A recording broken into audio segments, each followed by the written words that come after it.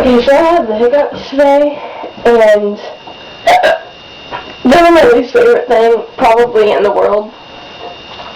I've been told there's lots of different ways to get rid of hiccups. Drinking water is probably the best, but I like chocolate milk more. You're supposed to hold your nose, drink, and then swallow.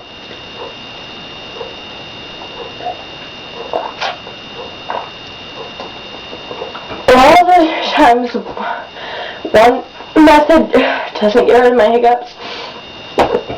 So, I heard from my band teacher once that you're supposed to suck in air until you make yourself cough. Let me try that.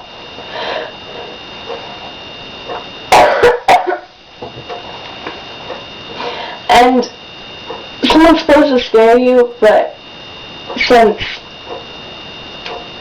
I don't have anyone to scare me besides my dog right now, I don't know.